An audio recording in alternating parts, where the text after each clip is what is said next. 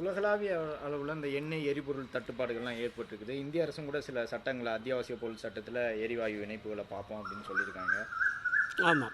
இப்போ நீங்க பார்த்தீங்கன்னாக்க, இந்த எரிபொருள் தட்டுப்பாடாக இருக்கட்டும், இல்ல பிற பெட்ரோலிய பொருட்களின் தட்டுப்பாடாக இருக்கட்டும், அநேகமாக இந்தியாவிலே பெரிய அளவில் பாதிப்பை ஏற்படுத்துவதற்கு சாத்தியமில்லை, வாய்ப்புகள் இல்லை.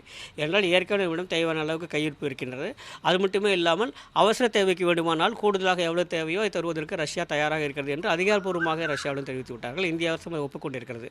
அதனால் நமக்கு உடனடியாக எந்த ஒரு எரிபொருள் தட்டுப்பாடு வருவதற்கான காரணம் எதுவுமே இல்லை. ஆனால் இப்போ நீங்கள் சொல்கிறக்கூடிய அளவுக்கு ஒரு பற்றாக்குறை என்பதோ அல்லது பல்வேறு இடங்களில் நம்ம பார்த்து கொண்டிருக்கிறோம், இந்த பெட்ரோல் பங்க்லாம் மூடிட்டு வராங்க அப்படிங்கிறலாம் இதெல்லாம் தற்காலிகமாக இருக்கும், ஒரு நாட்களுக்கு இருக்கும். இதில் இப்போது சமீபத்தில் வந்திருக்க ஒரு செய்தி என்னென்னா, மத்திய அமைச்சர் அவர்களும் பாரத பிரதமர்களும் இப்போது ஆலோசனை நடத்தி கொண்டிருக்கிறார்கள். இப்போ நம்ம பேசிக்கிட்டு இருக்கும் போது அநேகமாக இன்று மாலை நாளை காலைக்குள்ளாக இது பற்றி ஒரு அதிகாரப்பூர்வ அறிவிப்பு வரும். என்னென்னா, இரண்டு எதிர்பார்க்குறோம் நம்ம. ஒன்று என்னென்னா, தட்டுப்பாடு இந்தியாவில் இருப்பதற்கு வாய்ப்பில்லை அப்படிங்கிறது ஒன்று. அப்புறம் பெட்ரோல் பொருட்கள் விலை உயராது, இதற்கு மேலும் அதாவது போர் காரணமாக உயராது அப்படிங்கிறத மிக தெளிவாக இருக்கிறோம். அது அநேகமாக இந்திய அரசாங்கத்திலிருந்து இன்றைக்கு மாலை அல்லது நாளை காலை இது பற்றி அதிகாரப்பூர்வ அறிவிக்கை வரும். இதுதான் உண்மையான நிலைமை. சரிங்களா? இது இல்லாமல் நீங்கள் சொன்ன மாதிரி எசென்ஷியல் சர்வீஸ் மெயின்டெனன்ஸ் ஆக்ட், அத்தியாவசிய சேவை பராமரிப்பு சட்டம் அப்படின்றது ஏற்கனவே இருக்கக்கூடிய சட்டம் தான். அது ஒன்றும் புதிதாக சட்டம் அல்ல. இப்போது பெட்ரோலிய பொருட்களுக்கு ஒருவேளை தட்டுப்பாடு வருவதாக இருந்தால் அப்போது அதே இந்த சட்டத்தின் கீழ் கொண்டு வருவோம் அப்படின்னு சொல்லியிருக்காங்க. அநேகமாக அதற்கான தேவை இருக்காது என்று தோன்றுகிறது. அது அந்த நடவடிக்கை எடுப்பதற்கு மத்திய அரசு தயாராக இருக்கிறது அப்படின்னு தான் சொல்லியிருக்காங்க. அது இன்று மாலை நாளை காலைக்குள் அது விரிவாக தெளிவாக தெரிந்துவிடும். ஏன்னா இப்போ பிரதமர் அதை பற்றி ஆலோசனை நடத்தி கொண்டிருக்கிறார்கள். அதனால் இந்த தட்டுப்பாடு என்பதோ அல்லது பற்றாக்குறை என்பதோ இருப்பதற்கு சாத்தியமில்லைங்கிறது தான் அதிகாரப்பூர்வ தகவல். ரஷ்யா உக்ரைன் யுத்தம் போல் இது ஒரு நீண்ட கால போராக மாறுறதுக்கான சாத்தியங்கள் இப்போதைக்கு இல்லை அப்படின்னு நம்ம எடுத்துக்கலாமா? ஆமாம், நிச்சயமாக இல்லை. நீங்கள் சொல்கிறது ரொம்ப அருமையான ஒரு கேள்வி. ரஷ்யா உக்ரைன் போகிற போல எதுவும் நீண்ட காலத்தில் நீடிக்குமா அப்படின்னா நீடிப்பதற்கு சாத்தியமில்லை. இரண்டு காரணம். ஒன்று, ஈரானுடைய எதிர்த்தாக்குவதற்கான ஆற்றல் வெகுவாக குறைந்து விட்டது. இரண்டாவது, ஈரானுடைய பொருளாதாரம் மிகப்பெரிய சரிவை சந்தித்து கொண்டிருக்கிறது. அப்புறம் மூன்றாவது, எந்த உலக நாடுமே இதை ஆதரிக்கவில்லை அப்படிங்கிறது தான். அதனால் மிக நிச்சயமாக உடனடியாக வரும், நீண்ட காலத்துக்கு இருக்காது. ஆனால் திரும்பவும் சொல்கிறோம், போர் நீண்ட காலத்துக்கு இருக்காது. ஆனால் இந்த பகைமை வெகு நீண்ட காலத்துக்கு இருக்கத்தான் செய்யும். ஈரான் அணு ஆயுதம் தயாரிக்கிறதுக்கு அமெரிக்கா தொடர்ந்து முட்டுக்கட்டையாக இருக்குது. இஸ்ரேல் எதிர்ப்பு தெரிவிக்குது. அந்த அணு ஆயுதம் தயாரிக்கிறது ஒரு நாட்டுக்கு எவ்வளோ முக்கியம் இன்றைக்கு இருக்கக்கூடிய சர்வதேச சூழலில்? இல்லை, நீங்கள் பார்த்தீங்கன்னாக்க நாம் தொடர்ந்து பல ஆண்டுகளாக எழுதி கொண்டு இருக்கிறோம். அணு ஆயுதங்கள் கூடாது மட்டுமே இல்லை, வெப்பன்ஸ் ஆஃப் மாஸ் டிஸ்ட்ரக்ஷன் சொல்லக்கூடிய பேரழிவு ஏற்படுத்தக்கூடிய எந்த ஒரு ஆயுதமே வேண்டாம் என்பது தான் நம்முடைய நிலைப்பாடு. அதுதான். அதுவும் முக்கியமாக ஒரு காந்தியவாதியம் சொல்ல வேண்டியது என்ன அப்படின்னா, போரும் வேண்டாம் ஆயுதமும் வேண்டாம், இரண்டுமே வேண்டாம் அப்படின்னு சொல்லி கொண்டிருக்கிறோம். ஆனால் இதனை அமெரிக்கா சொல்வது தான் நமக்கு விந்தியாக இருக்கிறது. அமெரிக்கா நமக்கு ஏற்கனவே தெரியும், மிகப்பெரிய 500க்கும் மேற்பட்ட அணு ஆயுதங்கள் வைத்துக் கொண்டிருக்கிற ஒரு நாடு. அது பிற நாட்டுக்கு நீங்கள் அணு ஆயுதம் வைத்துக் கொள்ள வேண்டாம் என்று சொல்வதற்கான எந்த தார்மீக உரிமையும் அமெரிக்காவுக்கு இல்லை. ஒன்று. அப்புறம் இரண்டாவது, ஈரானுடைய நிலைப்பாடு இந்த விஷயத்திலே என்னை பொறுத்தவரை மிகவும் தெளிவாக இருந்திருக்கிறது. எல்லாம் என்ன சொல்லியிருக்காங்க அப்படின்னா, நாங்கள் எந்த ஒரு தாக்குதலுக்கும் அணு ஆயுதத்தை பயன்படுத்த மாட்டோம் அப்படிங்கிறத தெளிவுபடுத்தியிருக்காங்க. எங்களுடைய உள்நாட்டு தேவைக்காக மற்ற ஒரு ஆக்கப்பூர்வ சக்தியாக தான் பயன்படுத்துவோம் என்று சொல்லியிருக்காங்க.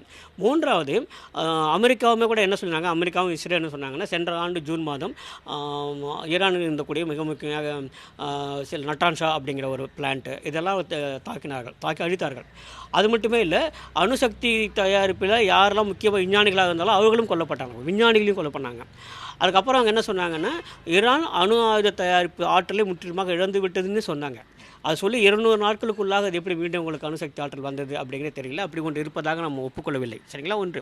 அப்புறம் இரண்டாவது, யுரேனியம் என்ரிச்மெண்ட் சொல்லக்கூடிய யுரேனியம் எரியூட்டுகிற வசதி இருக்கு இல்லையா, அது எந்த நாடுமே செய்யலாம். அதை தடுப்பதற்கு ஒன்றும் யாருக்குமே அந்த ஒரு அதிகாரமுமே இல்லை. அது அணு ஆயுத தயாரிப்பாக இருந்தாலும் கூட ஒரு நாட்டினுடைய இறையாண்மையை மீறி அவர் நாட்டுக்குள் சென்று அங்கே இருக்கக்கூடிய தலைவர்களை கொள்வது அப்படிங்கிறதெல்லாம் எந்த விதத்தையும் ஏற்றுக்கொள்ள முடியாத ஒன்று. சரிங்களா? நாம் எந்த அளவுக்கு அணுசக்தி தயாரிப்பு தவறு என்று சொல்கிறோமோ அதை விட மிக கொடுமையானது இது, ஒரு நாட்டினுடைய இறையாண்மையை ஒருவர் மீறி செல்வது அப்படிங்கிறது. அதனால் அது எந்த விதத்தையும் நியாயப்படுத்த முடியாது. அமெரிக்காவினுடைய இந்த வாதம் முற்றிலுமாக நிராகரிக்கப்பட வேண்டிய ஒன்று, ஏற்றுக்கொள்ள முடியாதது. இந்த யுத்த தந்திரத்தில் ஈரான் ஒரு ப்ராக்ஸி யுத்தம் அப்படின்னு சொல்கிறாங்க. இஸ்ரேலை சுற்றி இருக்கக்கூடிய நாடுகளில் பயங்கரவாத அமைப்புகளை தூண்டி விடுறாங்க. இது மாதிரி செயலை பாகிஸ்தான் செய்யும் பொழுது நம்ம எதிர்க்கிறோம். அதே கண்ணோட்டத்தில் தானே ஈரானோட அந்த செயலை நம்ம பார்க்கணும்.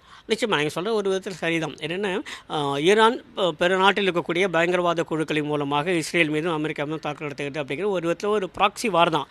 ஆனால் இதை ஈரான் தான் முன்னின்று நடத்துகிறதாங்களே எனக்கு மிகப்பெரிய கேள்விக்குறி இருக்கு. ஏன்னா அவள் தாமாகவே முன் வந்து செய்கிறார்களோ என்று தோன்றுகிறது பயங்கரவாத குழுக்கள்லாம்.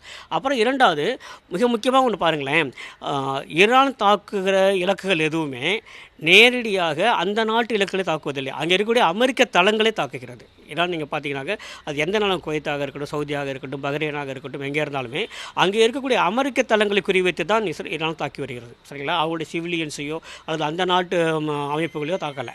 சரிங்களா, அதனால் இது ஒரு தவறான நடவடிக்கை சொல்ல முடியாது. ஒருவர் மீது தாக்குதல் நடத்தி மிக கொடூரமாக அவர்கள் மீது பாதிப்பை ஏற்படுத்தி இருக்க போது பதில் தாக்குதல் நடத்துவது அவங்களுக்கு எல்லா உரிமையும் இருக்குல்ல. இந்த ரைட் டு டிஃபெண்டுங்கிற மாதிரி தான் இந்த ரைட் டு கவுண்டர் அட்டாக் இருக்குது அவர்களுக்கு. அதற்குள்ளாகத்தான் ஈரான் செயல்பட்டு வருகிறது நான் இது வரைக்கும் நம்புகிறேன்.